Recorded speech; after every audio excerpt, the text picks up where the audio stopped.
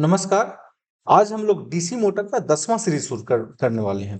ठीक है, इस सीरीज में जो हम लोग बात करेंगे वो डीसी मोटर में होने वाली क्षतियां की बात करेंगे। मतलब जो लॉसेस डीसी मोटर में होता है वो कितने प्रकार का होता है और कौन सा लॉस जो है किसके अंतर्गत आता है। जैसे आप टॉपिक में देख रहे होंगे, इसमें जो हम लोग बात करेंगे काम क्षति की बात करेंगे, मतलब कॉपर लॉसेस की बात करेंगे, लौ क्षति की बात करेंगे, यांत्रिक क्षति क्या होता है, कहाँ कहाँ होता है उसमें भी बात करेंगे। और एक मोस्ट इंपॉर्टेंट जो क्षति है वो स्टे क्षति, इसमें कौन कौन सा क्षति आता है इसकी हम बात करेंगे। ठीक है, तो चलिए शुरू करते हैं आज का हम सीरीज 10वां। इस सीरीज का शुरुआत करने से पहले आज का प्रश्न से हम इस सीरीज का शुरुआत करना चाहेंगे। ठीक है, तो आज का जो प्रश्न है वो है डीसी मोटर में लौ क्षति, जो आयरन लॉस होता है। ठीक है, समझिएगा प्रश्न को, समझिएगा। डीसी मोटर में लौ क्षति जिसे आयरन लॉस कहा जाता है, कौन से क्षति को रखा गया है, मतलब इसमें से कौन से क्षति को रखा गया है। आयरन लॉस जो है इसमें कौन कौन से क्षति को रखा गया है। ठीक है, तो चलिए, अगर इसका सवाल मतलब आंसर आता है आपको तो कमेंट बॉक्स में बताना है, अगर नहीं आता है तो इस वीडियो के अंत में हम बताने वाले हैं, तो वीडियो के अंत तक आप बने रहिए। ठीक है, चलिए शुरुआत करते हैं। इस टॉपिक को शुरुआत करने से पहले थोड़ा सा इस डीसी मोटर को थोड़ा सा बनावट को समझना होगा। ठीक है, तो डीसी मोटर का थोड़ा सा हम लोग बनावट समझ लेते हैं, फिर इसका हम शुरुआत करते हैं, ताकि कंफ्यूजन, किसी प्रकार का कंफ्यूजन नहीं रहे।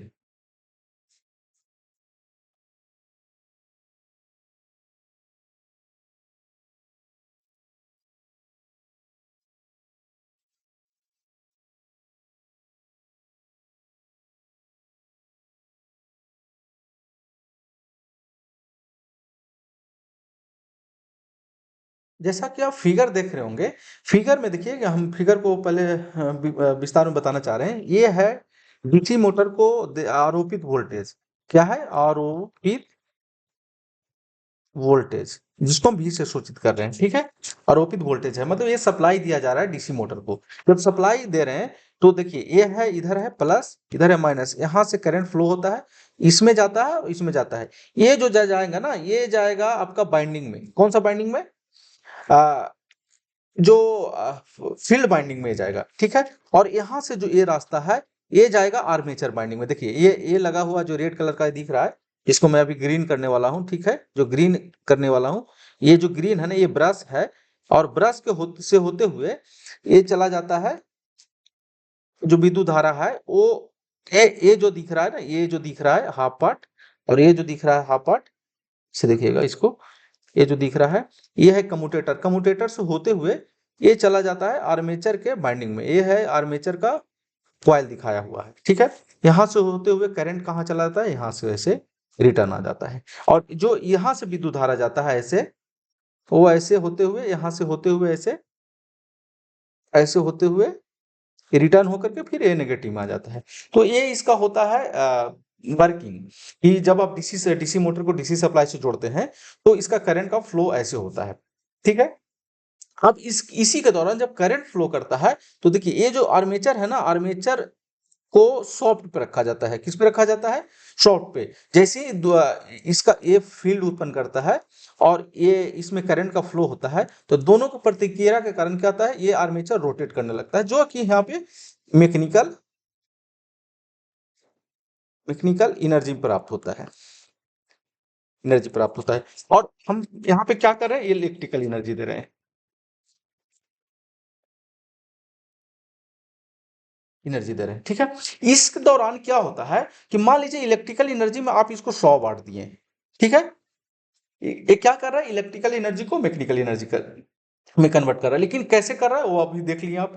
अब मान लीजिए इसको, इस बीच में 100 वाट को हम यहाँ पे सप्लाई दिए। ठीक है, 100 वाट पावर दिए। 100 वाट जब पावर दिए तो ये 100 वाट यहाँ पर नहीं मिलता है। यहाँ जो मिलना चाहिए हमको 100 वाट मिलना चाहिए, मतलब हम पावर में बात करें कि 100 वाट मिलना चाहिए, 100 वाट पावर नहीं मिलता है। क्यों? क्योंकि क्या होता है ना, ये लॉस कर जाता है बीच में, बीच में लॉस हो जाता है। जैसे मान लीजिए यहाँ पे जब आप 100 वाट दे रहे हैं तो बीच में लॉस होते हुए, बीच में पावर लॉस होते हुए, होते होते होते मान लीजिए यहाँ पे 80 वाट मिलता है, तो ये 20 वाट कहाँ जाता है? 20 वाट ये अपने में खर्च कर लेता है। बीच में ये जो होता है ना, ये पावर जो ट्रांसमिट हो रहा है इनपुट से आउटपुट में 20 वाट, एग्जांपल के मैं तौर पे मैं बता रहा हूँ कि 20 वाट, ठीक है, हो सकता है 40 करे, 30 करे, कोई ज्यादा करता है, कोई कम करता है। एग्जांपल के तौर पे मैं बता रहा हूँ कि ये 20 वाट इसमें लॉस कर लेता है, ठीक है। अब 20 वाट जो लॉस हो रहा है ना, उसी को बोला जाता है क्षति। क्या हो गया? क्षति हो गया। किसका? पावर का क्षति हो गया। कैसे क्षति हुआ? जब आप 100 वाट दिए हैं और मिल रहा है 80 वाट, तो 20 वाट कहाँ चला गया? वो क्षति हो गया। कहाँ? मोटर के अंदर में क्षति हो गया, मोटर के अंदर में क्षति हो गया। इसी क्षति को हम आज जानेंगे। ये जो क्षति 20 वाट हो रहा है ना, इसको कितने टाइप्स में बांटा गया है। जैसे हम टॉपिक में देख रहे थे, ताम्र क्षति, लौह क्षति, यांत्रिक क्षति, स्टेज क्षति। तो ये इसको बेसिकली जो 20 वाट लॉस कर रहा है आपका पावर, ठीक है, पावर क्या कर रहा है? लॉस कर रहा है। इसको 20 वाट को हम समझेंगे कितने प्रकार से क्षति होता है, कहाँ कहाँ क्षति हो जाता है। जैसे हम समझे कोर में होता है, बाइंडिंग में होता है, ब्रश से होता है, फ्रिक्शन से होता है, कहाँ कहाँ लॉस करता है, ठीक है। तो इसको हम लोग समझने का कोशिश करेंगे कि क्षति क्या होता है, पावर लॉस क्या होता है। तो पावर लॉस को बेसिकली जो है ना, 3 भाग में बांटा गया है, ठीक है। मेन जो बांटा गया है वो 3 भाग में बांटा गया। देखिए, डीसी मोटर में क्षतियां, डीसी मोटर में होने वाली क्षतियां, ठीक है, ये 3 भाग में, लॉसेस इन डीसी मोटर, इसको 3 भाग में बांटा गया। देखिए, पहला भाग जो है ताम्र क्षति, जिसको कॉपर लॉस इंग्लिश में बोला जाता है। दूसरा है लौह क्षति, जिसको आयरन लॉस बोला जाता है। और तीसरा जो है ना, यांत्रिक क्षति, जिसको मैकेनिकल लॉस बोला जाता है, ठीक है, जिसको क्या बोला जाता है? Mechanical loss. देखिए, जैसे इस फिगर में आप देख रहे होंगे, देखिए, अब हम समझेंगे ताम्र क्षति कहाँ होगा, लौह क्षति कहाँ होगा और यांत्रिक क्षति कहाँ होगा, ठीक है।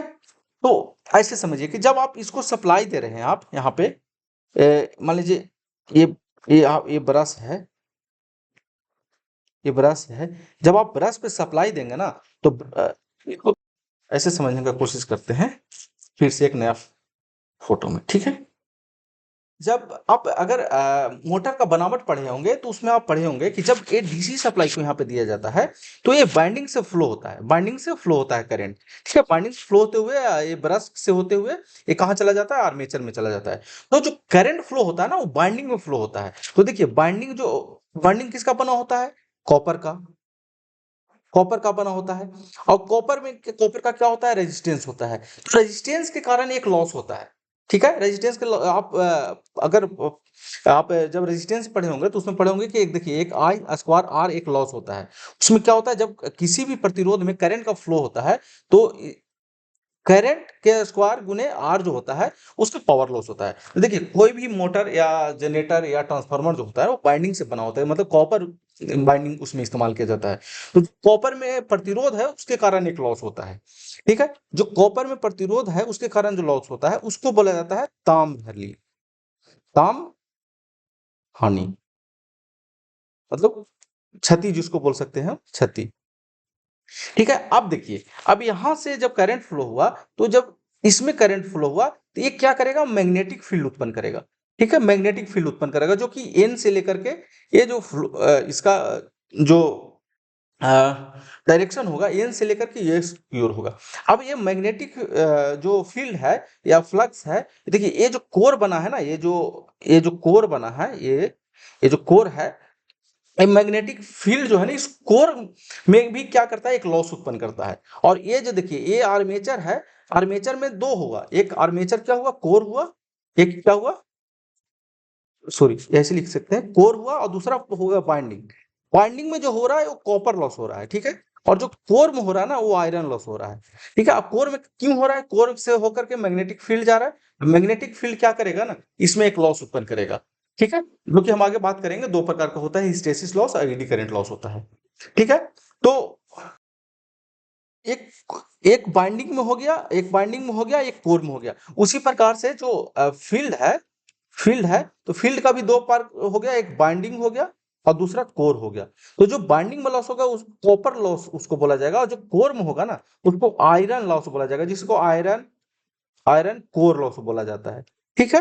अब जो एक अलग है, जैसे अभी हम यहाँ पे बात कर रहे थे, ताम्र क्षति, जो बाइंडिंग में होगा, या हो सकता है फील्ड का बाइंडिंग हो, जैसे ये फील्ड का बाइंडिंग है, और एक आर्मेचर का बाइंडिंग है। हो सकता है ये आर्मेचर का जो बाइंडिंग में होगा, उसको भी ताम्र क्षति बोला जाएगा, और फील्ड का जो बाइंडिंग में होगा, उसको भी ताम्र क्षति बोला जाएगा। मतलब जो बाइंडिंग बेसिकली ऐसे समझ सकते हैं कि कॉपर का किया हुआ होता है, और कॉपर में जो प्रतिरोध उत्पन्न होता है ना, उसके कारण जो लॉस होता है उसको बोला जाता है कॉपर लॉस। ठीक है। अब नेक्स्ट जो है लौह क्षति, मतलब आयरन लॉस जिसको बोला जाता है, या आयरन कोर लॉस बोला जाता है इसको।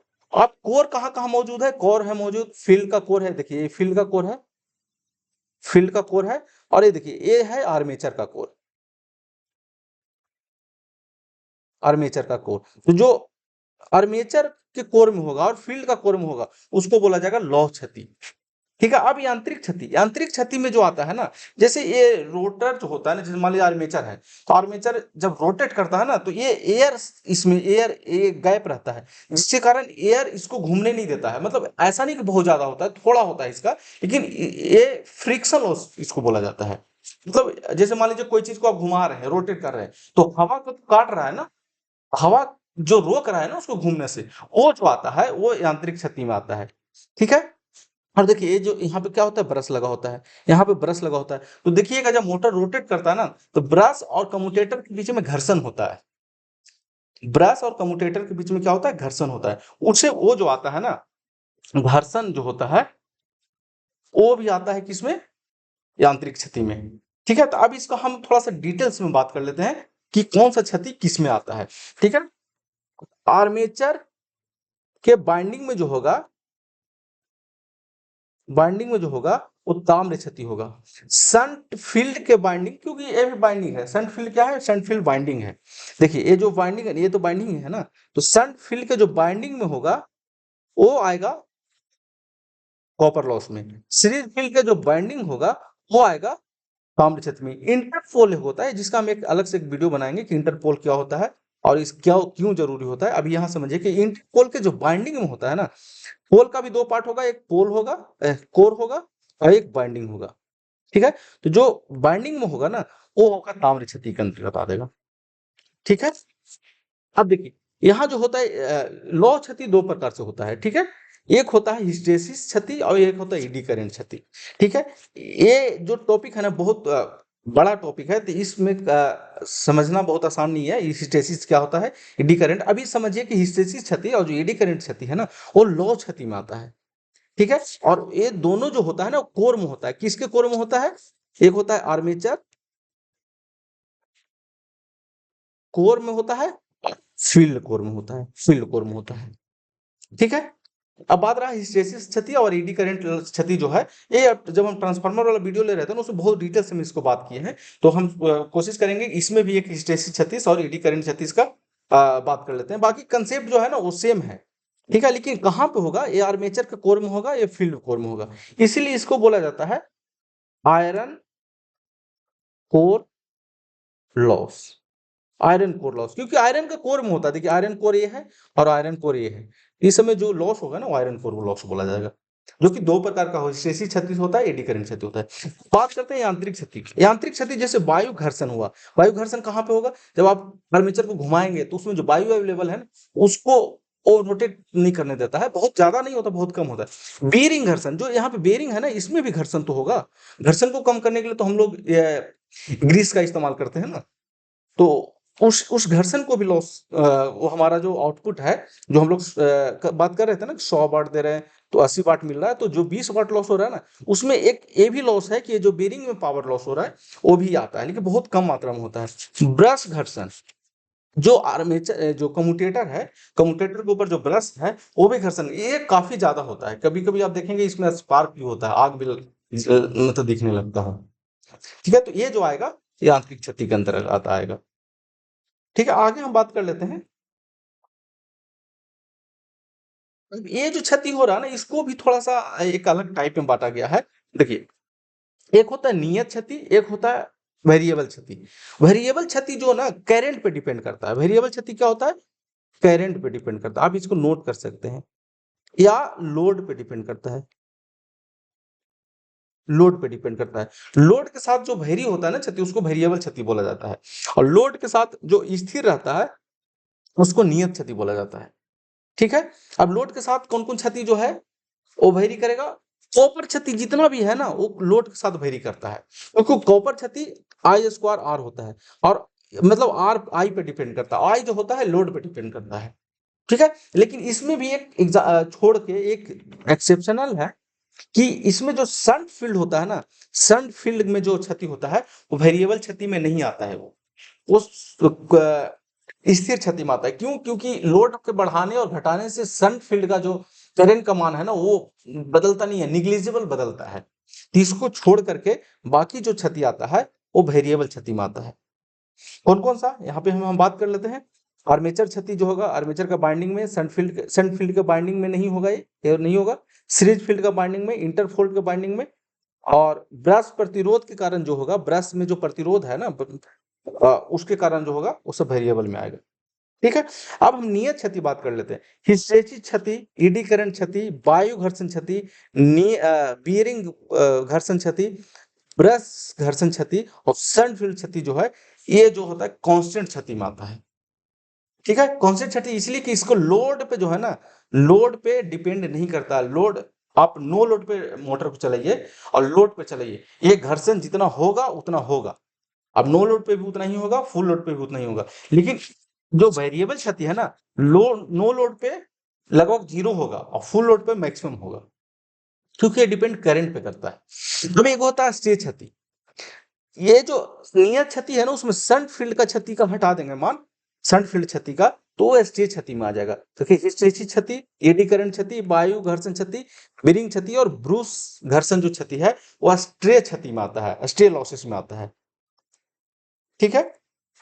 अब हम कुल क्षति अगर निकालना चाहेंगे, टोटल लॉस कितना होता है, तो होता है नियत क्षति प्लस अस्थिर मतलब वेरिएबल क्षति, वेरिएबल लॉस, ठीक है। अब नियत क्षति क्या है आप इसको देख सकते हैं, और अस्थिर क्षति क्या है इसको हम यहाँ पे सिर्फ कैलकुलेशन मैं लिख दिया हूँ कि नियत क्षति क्या है, अस्थिर क्षति मतलब क्या है। तो आप इसको इतना प्लस इतना कर सकते हैं, इतना प्लस इतना कर सकते हैं, ठीक है। तो अगर टोटल लॉस होता है नियत क्षति प्लस अस्थिर क्षति। अस्थिर क्षति में आपको किसी प्रकार का कंफ्यूजन नहीं होना चाहिए, ये डिपेंड करता है लोड पे और करंट पे, ठीक है। जो कि सन फील्ड छोड़ करके बाकी जो बाइंडिंग में लॉस होता है, मतलब प्रतिरोध के कारण जो लॉस होता है वो आता है वेरिएबल क्षति में। और बाकी जो आयरन लॉसेस हैं, आयरन लॉसेस हैं और मैकेनिकल लॉसेस हैं और प्लस सन फील्ड का जो लॉस है वो आता है आपका नियत क्षति मतलब कांस्टेंट क्षति में, ठीक है। तो उम्मीद है कि ये वीडियो आपको समझ में आ रहा होगा। अब हम लोग बात कर ताम्र क्षति भी बात कर लिए, लौह क्षति, यांत्रिक क्षति और स्टेज क्षति भी हम लोग बात कर लिए, ठीक है। और इसमें हम लोग देख लिए टोटल लॉसेस। ये बहुत पूछा जाता है, इसको आप याद रखिएगा कि स्टेज क्षति में जो है वो कौन सा लॉस होता है। और नियत क्षति जो ऐसे पूछा जाता है ये वाला नियत क्षति के लिए कि सन फील्ड क्षति जो है वो नियत क्षति में आता है कि नहीं आता है, किस क्षति में आता है, नियत क्षति में, वेरिएबल क्षति में। तो आपको ये लोग बहुत कंफ्यूज कर जाते हैं, क्योंकि लोग ये याद करके रखते हैं कि यार प्रतिरोध में जो क्षति होता है ना वो जो आता है वेरिएबल क्षति में आता है। लेकिन इसमें ऐसा नहीं है, एक एक्सेप्शनल है कि सन फील्ड जो होता है प्रतिरोध के कारण ही होता है, करंट के कारण ही होता है, लेकिन वो जो आता है कांस्टेंट लॉस में आता है, ठीक है। तो चलिए आज वीडियो हम यहीं समाप्त करते हैं, मिलते हैं नेक्स्ट सीरीज में। नेक्स्ट सीरीज में हम बात करेंगे इसकी दक्षता, डीसी मोटर की दक्षता, जो कि सीरीज हम 11 में बात करेंगे, ठीक है। चलिए आज हम वीडियो को यहीं समाप्त करते हैं। अगर मेरे चैनल पे नए हैं तो सब्सक्राइब करिए। बोधिक टेक्निकल ऐप को डाउनलोड कर सकते हैं प्ले स्टोर से। Thank you.